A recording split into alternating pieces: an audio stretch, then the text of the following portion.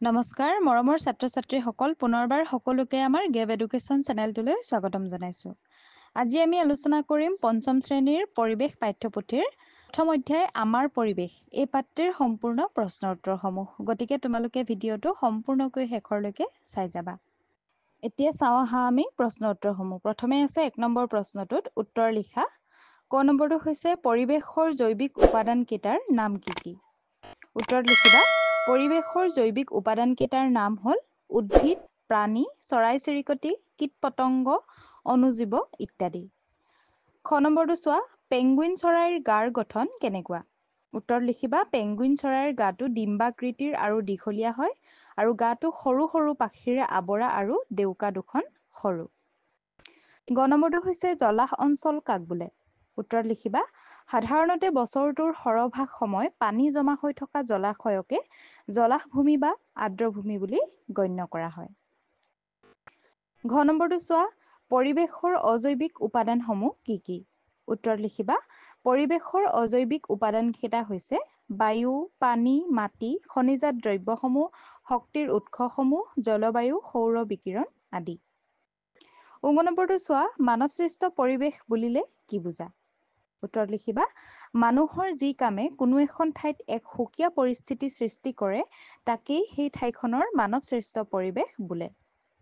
অৰ্থাৎ মানুহে সৃষ্টি কৰা পৰিৱেশটোৱেই হৈছে মানৱ সৃষ্ট পৰিৱেশ আৰু ইয়াৰ উপাদানসমূহ হৈছে ৰাস্তা-ঘাট, দলং, বাসগৃহ, উদ্যোগ, পৰিয়াল, সামাজিক ৰীতি-নীতি, কৃষ্টি-সংস্কৃতি আদি। তাৰ পিছৰটো চোৱা মৰুভূমিত কি কি প্ৰাণী আৰু উদ্ভিদ পোৱা যায়? এটাকে উদাহৰণ দিয়া। এতিয়া উত্তৰত লিখিবা মৰুভূমিত প্ৰধানকৈ উট পোৱা যায় আৰু কেকটাছ উদ্ভিদ পোৱা যায়। তাৰপিছতে দ্বিতীয়টো চোৱা পৰিৱেশত পোহৰৰ ভূমিকা কি? এতিয়া আমি পৰিৱেশতনো পোহৰৰ ভূমিকা কি হয় আমি লিখিব লাগে। উত্তৰত লিখিবা পৰিৱেশত পোহৰ শক্তিয়ে পানীৰ উষ্ণতা, জৈৱিক প্ৰক্ৰিয়া আৰু উদ্ভিদৰ সালোকসংশ্লেষণ আৰু বিকাশ প্ৰভাৱিত কৰে। প্ৰাকৃতিক পৰিস্থিতিত পোহৰ ভৌগোলিক অৱস্থা, মেঘাচ্ছন্নতা, উদ্ভিদৰ আৱৰণ আৰু ঋতুগত আৰ্হিৰ দ্বাৰা নিয়ন্ত্ৰণ কৰা হয়। এতিয়া চাওঁ আহা 2 নম্বৰ প্ৰশ্নটো। ইয়াত দিছে খালী ঠাই পূৰ কৰা। প্ৰথমটো হৈছে ড্ৰেছ মৰুভূমিৰ প্ৰধান প্ৰাণী। ইয়াত হ'ব উট মৰুভূমিৰ প্ৰধান প্ৰাণী। খ নম্বৰটো চোৱা বগা ভালুক ড্ৰেছ অঞ্চলত থাকে। ইয়াত হ'ব বগা ভালুক মেৰু অঞ্চলত থাকে। গ নম্বৰটো হৈছে তৃণভূমি অঞ্চলত বৃহৎ এলেকাজুৰি ড্ৰেছ পোৱা যায়। ইয়াত হ'ব মাংসভোজী আৰু তৃণভোজী প্ৰাণী পোৱা যায়। ঘটো চোৱা মৰুভূমিত ড্ৰেছ জাতীয় উদ্ভিদ হয়। ইয়াত হ'ব কেকটাছ জাতীয় উদ্ভিদ হয়। ঙটো চোৱা পোহৰ পৰিৱেশৰ এটা ড্ৰেছ উপাদান। এইটো হ'ব পোহৰ পৰিৱেশৰ এটা অজৈৱিক উপাদান। এতিয়া চাওঁ আহা আমি 3 নম্বৰ প্ৰশ্নটো। ইয়াত দিছে তলৰ উক্তিসমূহ শুদ্ধ কৰি লিখা। ইয়াত কেইবাটাও অপশ্যন দিয়া আছে আমি শুদ্ধ কৰি লিখিব লাগে। ক নম্বৰটো দিছে বগা ভালুক / হৰিণা / জেব্ৰা মেৰু অঞ্চলৰ প্ৰাণী। এতিয়া মেৰু অঞ্চলৰ প্ৰাণী হৈছে বগা ভালুক। উত্তৰত লিখিবা বগা ভালুক মেৰু অঞ্চলৰ প্ৰাণী। খ নম্বৰটো দিছে চিল, বল্গা হৰিণ, ইয়াকৰ দীঘল আৰু শাখা-প্ৰশাখাযুক্ত শিং থাকে। এতিয়া দীঘল আৰু শাখা-প্ৰশাখাযুক্ত শিং থকা প্ৰাণীটো হৈছে বল্গা হৰিণ। গতিকে উত্তৰত লিখিবা বল্গা হৰিণ দীঘল আৰু শাখা-প্ৰশাখাযুক্ত শিং থাকে। গ নম্বৰটোত আছে জিৰাফ, সিংহ, বাঘ এবিধ তৃণভোজী প্ৰাণী। এতিয়া তৃণভোজী প্ৰাণী হৈছে জিৰাফ। গতিকে জিৰাফ এবিধ তৃণভোজী প্ৰাণী।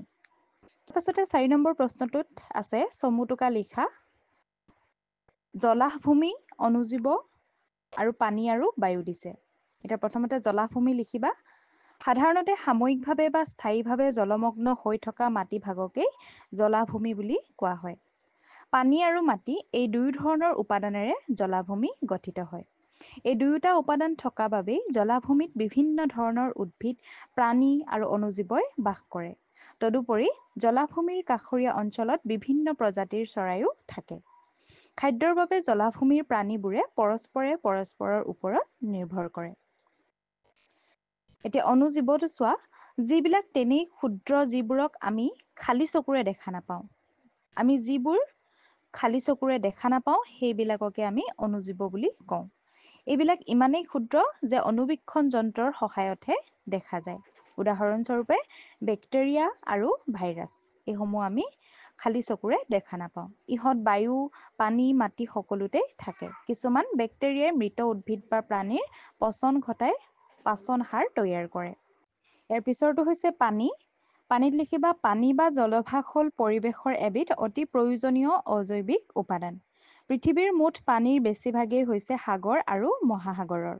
ইয়াৰ উপৰি বৰষুণ, হ্ৰদ, খাল-বিল, পুখুৰী, নদ-নদী, জান-জুৰি, ভূগৰ্ভৰ পানী আদি হ'ল পানীৰ একো একোটা উৎস। আৰু পানীৰ অবিহনে কোনো জীৱই জীয়াই থাকিব নোৱাৰে। ইয়াৰ পিছতো দিছে বায়ু। বায়ুত লিখিবা আমাৰ চাৰিওফালে বায়ুৱে আৱৰি আছে। বায়ু থকাৰ বাবে আমাৰ পৃথিৱীখন উদ্ভিদ, প্ৰাণী আৰু মানুহৰ বসবাসৰ উপযোগী হৈ আছে।